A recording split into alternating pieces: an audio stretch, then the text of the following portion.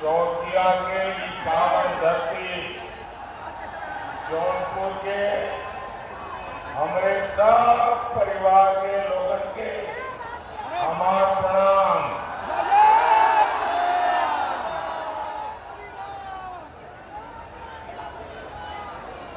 आपका ये आशीर्वाद,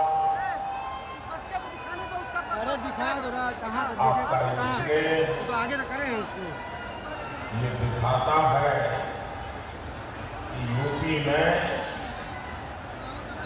इंडी गठबंधन वालों के लिए एक सीट भी जीतना मुश्किल कर दिया है आपने।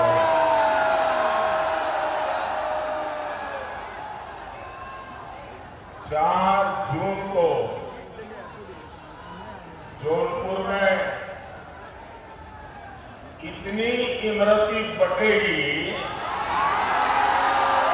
कि सारे रिकॉर्ड टूट जाएंगे। भाई और बहनों, ये चुनाव देश के प्रधानमंत्री चुनने का अवसर है। अब ऐसा प्रधानमंत्री जो एक दमदार सरकार चलाए, जिस पर दुनिया रौब न जमा सके, लेकिन वो भारत के दमखम से दुनिया को परिचित करवाए। इसलिए जब आप जौनपुर से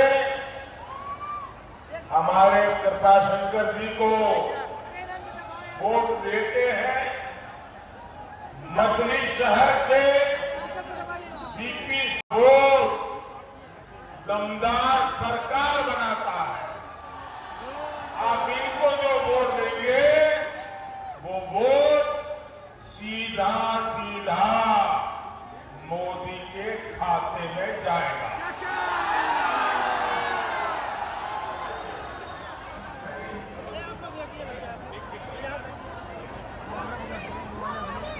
और दमदार सरकार कैसे काम करती है, ये आपने काशी में देखा है।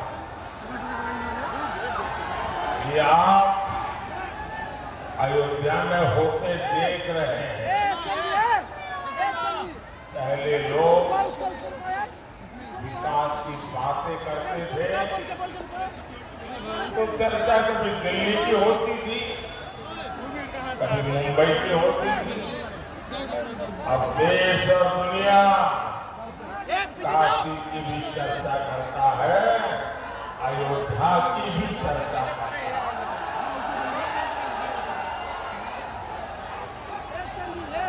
भाई बहनों, इतनी बड़ी तादाद में आपका आना, उसमें भी मैं देख रहा हूँ चारों तरफ मुझे माताएं बहने के दर्शन हो रहे हैं। ये मेरा बड़ा सौभाग्य है। इतनी बड़ी मात्रा में माताएं बहने इस लोकतंत्र के उत्सव को मना रही है, उसका नेतृत्व कर रही है।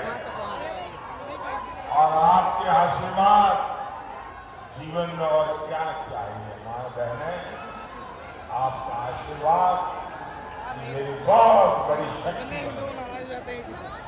साथियों, विकसित भारत बनाना ये मेरा प्रण है और विकसित भारत का ग्रोथ इंजन पूर्वांचल होगा, पूर्वी भारत होगा। इसलिए जब मैं एक्सप्रेस में बनाता हूं तो जौनपुर वालों को बड़ा लाभ होता है। जब मैं बनारस के हवाई अड्डे को अपग्रेड करता हूं तो भी यहाँ के लोगों को फायदा होता है। ये पूरा क्षेत्र हेल्थ और एजुकेशन, शिक्षा और स्वास्थ्य का एक बड़ा मजबूत हब बन रहा है। आने वाले 5 सालों में मोदी योगी पूर्वांचल की तस्वीर और तकदीर दोनों बदलने वाले हैं। साथियों, जौनपुर को देश को आईएएस, आईपीएस देने वाला जिला है।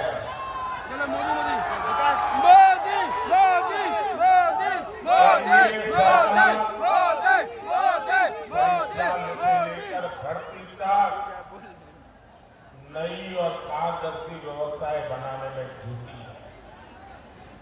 पहले केंद्र सरकार के ग्रुप सी डी की भर्तियों में इंटरव्यू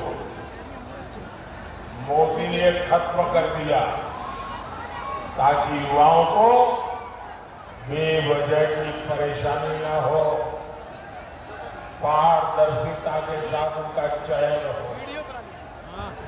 राष्ट्रीय शिक्षा नीति में भी हमने बड़ा फैसला लिया।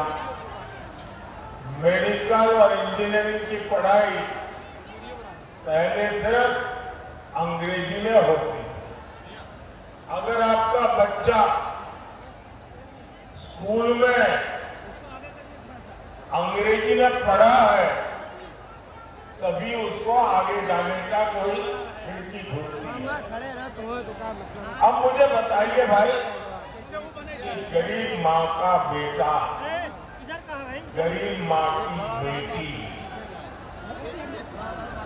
बच्चे को अंग्रेजी पढ़ाने कहाँ जाएगी? अंग्रेजी पढ़ाने के पैसे कहाँ से लाएगी? तो क्या मेरा दलित का बेटा डॉक्टर नहीं बनेगा क्या? मेरे पिछड़े का बच्चा डॉक्टर नहीं बनेगा क्या? और इसलिए भाइयों बहनों, मैंने तय कर लिया, अब डॉक्टर बनना है, इंजीनियर बनना है तो आप अपने गांव की भाषा में पढ़ करके आएंगे तो भी डॉक्टर बनेंगे, इंजीनियर बनेंगे। अब गरीब माँ का बेटा भी डॉक्टर बनेगा, गरीब माँ की बेटी भी डॉक्टर बनेगी, इंजीनियर बनेगी।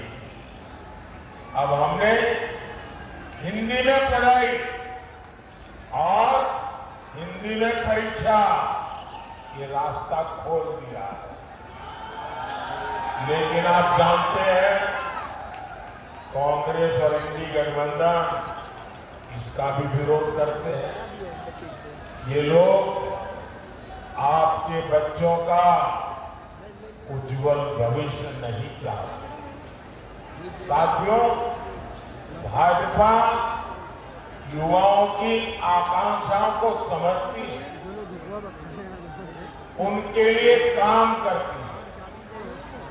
ये भाजपा है जिसने मेडिकल की परीक्षा में ओबीसी आरक्षण लागू किया। हमने सामान्य वर्ग के गरीबों को भी 10% आरक्षण दिया। पेपर लीक माफिया के खिलाफ सख्त कानून की मोदी सरकार ने बनाया।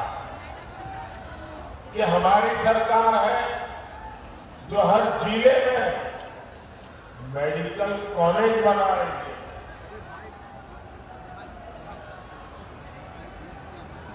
हम रिकॉर्ड संख्या में आईआईटी, आईआईएम, एम्स बना रहे हैं और इस महाअभियान का सबसे ज्यादा फायदा युवाओं को मिल रहा है।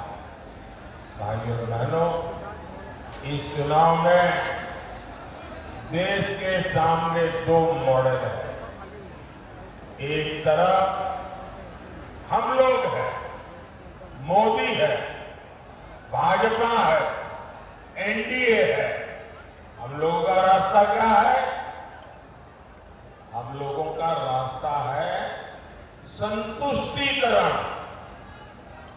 हर किसी को संतुष्ट करना, संतोष देना, और दूसरी तरफ सपा हो, कांग्रेस हो, घमंडिया गठबंधन हो, उनका मॉडल है तुष्टीकरण, अपीजमेंट। देश में जब सपा कांग्रेस का तुष्टीकरण मॉडल चलता था तो सिर्फ और सिर्फ कुछ परिवारों का ही लाभ हुआ।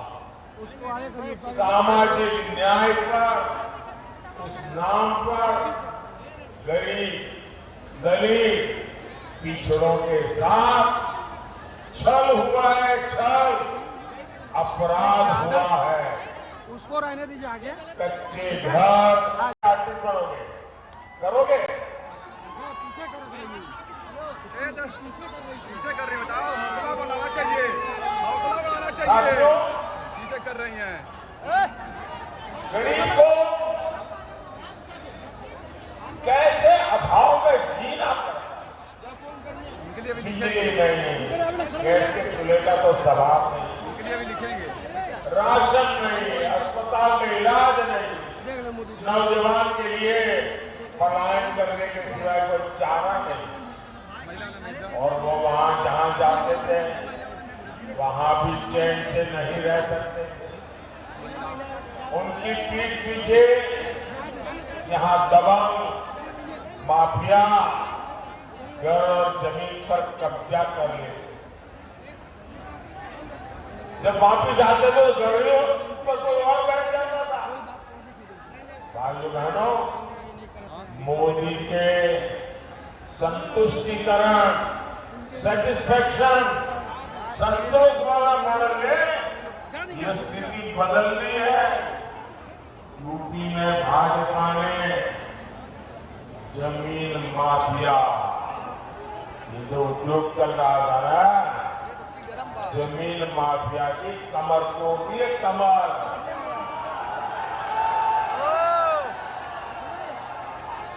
अब नागरिकों का हित सर्वोपरि है। जो जौनपुर में राशन कार्ड बना है, अब उसी पर मुंबई जाओ, सूरत जाओ, हैदराबाद जाओ, मुफ्त राशन उस पर मिल जाएगा। क्योंकि मोदी ने one nation one ration card लागू कर दिया। यहां यूपी में 50 लाख पक्के घर लाभार्थियों को मिल चुके हैं। इसमें से 1 लाख घर ये जौनपुर जिले में मिले हैं। क्या बात है। अब 1 लाख घर एक जिले में, मुझे बताइए हर मां मोदी को आशीर्वाद देगी कि नहीं देगी? देगी कि नहीं देगी? ये ईवीएम करके चिल्लाते हैं, अरे इनको मालूम नहीं है ये ईवीएम का खेल नहीं है, ये हर मां बहन के आशीर्वाद है। क्या बात है। रहने के लिए पक्का घर। और मुझे कभी कभी मौका मिल जाता है तो मैं इन लाभार्थियों के घर में जाके देखता हूं। इनमें शौचालय, नल से जल, बिजली, सस्ता सिलेंडर, ये सारी सुविधाएं घर के साथ होती हैं। सिर्फ 4 दीवारें नहीं, घर यानी पक्का घर। और ज्यादातर घर हमारे समाज का रिवाज कैसा है, मेरी माताएं बहनों को जरूर बता देना, मेरी ये बात जरूर बता देंगे आप लोग। हमारे यहाँ परंपरा क्या थी, घर है तो पति के नाम। ये क्या बढ़िया मोदी योगी बना रहा है भाई। और ये मोदी तो इतना सुंदर लग रहा है, क्या बढ़िया मेकअप किया है भाई। और हाथ बढ़िया, वाह, दोनों मोदी योगी बन के आ गए।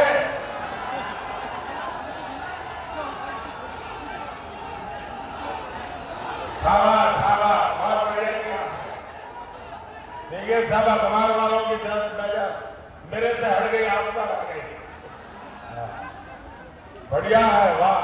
ये मोदी को तो हाथ हिलावा दिया गया है।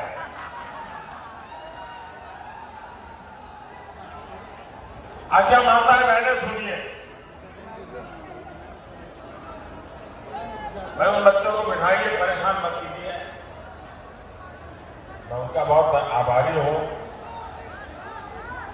देखिए हमारे समाज में कैसा रहा, घर है तो मालिक कौन, कोई पति या पुत्र, दुकान है तो मालिक कौन, पति या पुत्र, गाड़ी लाए तो मालिक कौन, पति या पुत्र, खेत है तो मालिक कौन, पति या पुत्र। हमारी माताओं बहनों के नाम पर कुछ नहीं। ये मोदी ने कह दिया नहीं चलेगा, और इसलिए मोदी जो कर देता है ना, वो महिलाओं के नाम पर देता है। और मैंने तो तय किया है, मैं 3 करोड़ लखपति दीदी बनाने वाला हूं, 3 करोड़ लखपति दीदी। और मैं आपको एक और गारंटी दूंगा, जिनको अभी घर, गैस, पानी का नल नहीं मिला है, मेरा एक काम करोगे आप लोग, आप ऊपर करके सबके साथ बताओ बोलूंगा।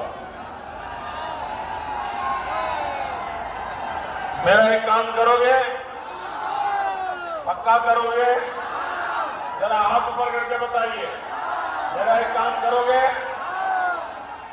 देखिए चुनाव में आप जहां जहां जाएंगे, और हो सकता है किसी गांव में एक आध 2 परिवार ऐसे मिल जाए जिनको अभी पक्का घर नहीं मिला है, किसी को नल से जल नहीं मिला है, किसी को गैस का कनेक्शन नहीं मिला है, तो उसका नाम पता लिख करके मिला। उसमें भी अगर कोई बीमारी आ गई तो वो परिवार बेचारा तबाह हो जाता है।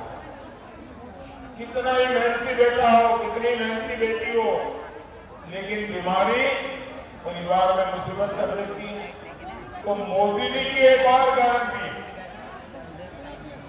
आपके माता पिता, दादा दादी, चाचा चाची, नाना नानी, अगर वो 70 साल से ऊपर के हैं तो उनके इलाज की चिंता आप नहीं, ये मोदी करेगा, आपका बेटा।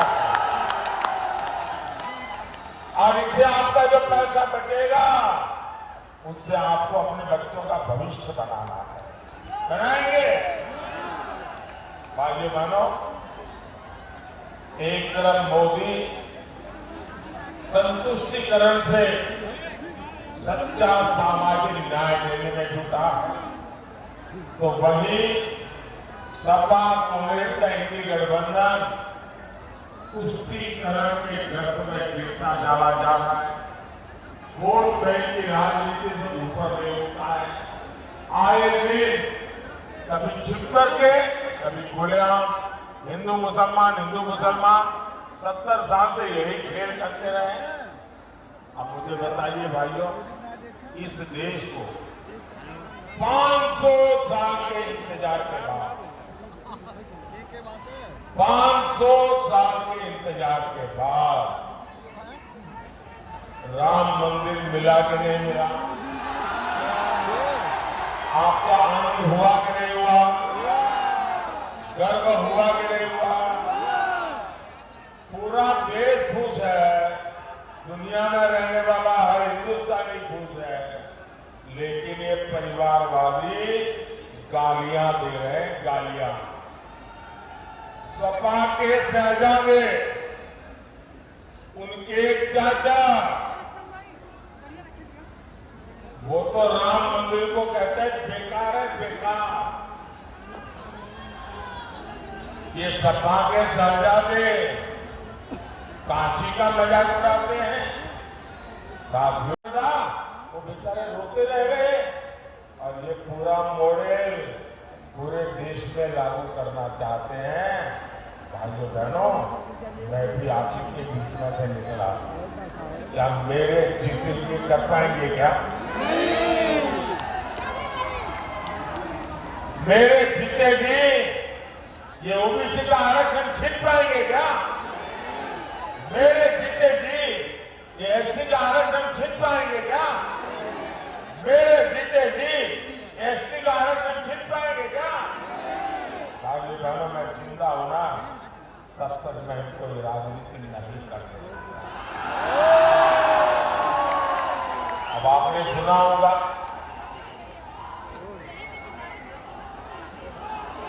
कि कांग्रेस वाले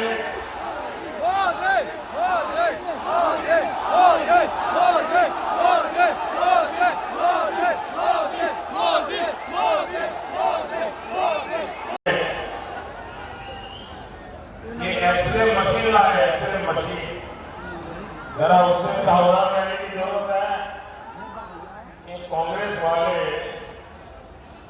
अभी पिछले एक हफ्ते से मैं जरा उनकी हिडन एजेंडा को खुला कर रहा हूं, तब तक डर गए। और मुझे लगता है उनका एक्सरे मशीन बिगड़ा हुआ है, रिपेयरिंग में गया लगता है। वो कहते हैं हम आपकी संपत्ति का एक्सरे निकालेंगे। आपके पास शादी करके आए तो आपके पास कितना सोना था, कितने गहने थे, आपके पास मंगलसूत्र था कि नहीं था, बैंक में कुछ पैसा पड़ा है कि नहीं पड़ा है, खेत खलिहान कितना है, गाड़ी वाड़ी व्यापार वगैरह। बोले हम सारा एक्सरे निकालेंगे और आपकी आवश्यकता से ज्यादा है वो हम छीन लेंगे। मुझे बताइए, आपको छीनने देंगे क्या? आपका खेत खलिहान छीनने देंगे क्या? आपका मंगलसूत्र छीनने देंगे क्या? आपके गहने छीनने देंगे क्या? भाइयों बहनों, इनका तो इरादा है जब आपके पास जो है ना, वो मरने के बाद आप अपने बच्चों को नहीं दे सकते हैं। बताइए, हमारे देश में हर माँ बाप जीवन के आखिर में जाओ, ये कहते हैं मरने के बाद आप अपने बच्चों को नहीं दे पाएंगे, आधे से ज्यादा सरकार ले लेगी, क्या आप लेने देंगे क्या? भाइयों बहनों, ये सपा कांग्रेस के खेल खतरनाक है, सरदारों की नीति खतरनाक है। वो आप यहाँ आपसे वोट मांगने हैं और दक्षिण भारत में जाकर के उत्तर प्रदेश के लोगों का अपमान करते हैं, गालियां देते हैं। उत्तर प्रदेश के लोगों के लिए अनाप शनाप भाषा बोलते हैं वो। ये लोग सनातन धर्म को गालियां दिलवाते हैं। इनके साथ ही डीएमके के लोग हो, केरल में लेफ्ट के लोग हो, कर्नाटक और तेलंगाना कांग्रेस के लोग हो, जब वो दल यूपी के लोगों को गालियां देते हैं तो सपा कांग्रेस वाले अपने कान में रुई डाल देते हैं। या यूपी के लोगों को गाली देने वाले इंडी गठबंधन को आप माफ कर देंगे क्या? हम उत्तर प्रदेश के लोगों को गाली देने वालों को माफ कर देंगे क्या? साथियों, विकसित भारत के लिए हमें भारत भाजपा को जिताना है, हमें भारत को मजबूत बनाना है। ये बतावा हम यहाँ से जीत के लिए आश्वस्त हो के जाए ना, बोला, अरे फिर से बोला। मछली शहर में भी कमल के फूल खिली ना, बोला खिली ना। यही जोत है जिसके चलते फिर एक बार देश कह रहा है, फिर एक बार